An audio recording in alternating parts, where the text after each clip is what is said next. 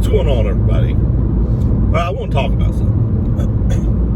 So, I don't know how I feel about this, and I want to draw his opinion. So, go in the comment section after you watch a video and give me your opinion on this. Sorry about my voice. It's getting to be allergy season here, so I'll be a little scratchy for the next month and a half. So, when I bought this little Scion, it had about 600 miles left until it was time for an oil change. So I just went ahead and got the oil change done. Not a big deal. We don't have a Toyota dealership in my town. So I had to go to Johnson City to have the oil changed, or go to one of the little places here. And I know what you're going to say. Oh God, you went to one of the little places. This isn't my truck. I'm not going to treat it like my truck. But I did go to like the Valvoline place, which is a pretty nice place to have your oil changed. I mean, they have video cameras up underneath the car, so you can see what the guy's doing underneath the vehicle while he's, draining your oil, removing, the oil filter, stuff like that. You can see everything he's checking. And then up here at the top, you can look through your hood and stuff like that. I never get out of my vehicle. I just sit in my vehicle and watch, as do most people. They have a waiting room, but I don't use it. Well, they pull this machine over, and they take my dipstick out, and they stick this little hose down through my dipstick. And I knew what they were doing, because at work, years ago, I had to work on hydraulic units for air tools.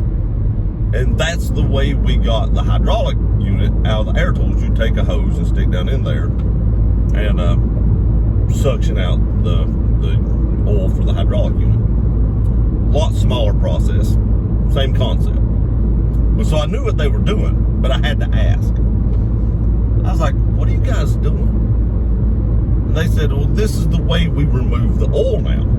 We don't want to take a chance on,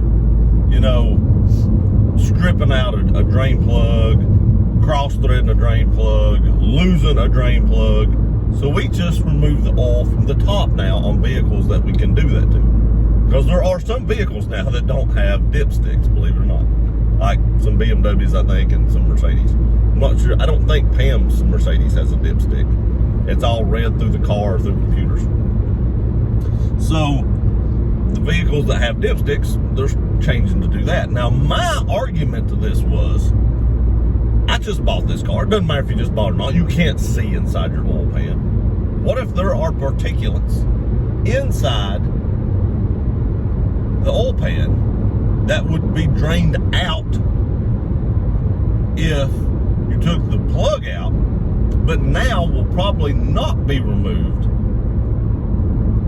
being suctioned out through a vacuum? And he was like, well, you're probably right. There's probably some stuff that it won't get out, but we will still get most of it.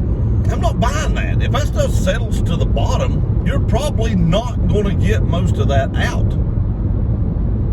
If you get some dirt in your engine, shavings of some kind, something. If you're getting a lot of shavings, you probably got bigger issues. But nonetheless, if you have some kind of shavings or something, it's probably not going to remove that. They get little corners and cracks and crevices, and it's probably not going to remove all that. It may remove some. I'm not going to say it's not going to remove any, but it may remove some. But it's not going to remove them all. And then you could possibly have sludge and stuff in the bottom of your oil pan. I'd say most cars that have any miles on them probably has some sludge in there.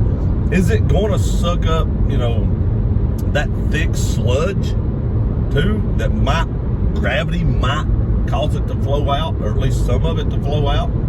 Now that I didn't like it, and that will actually cause me not to go back.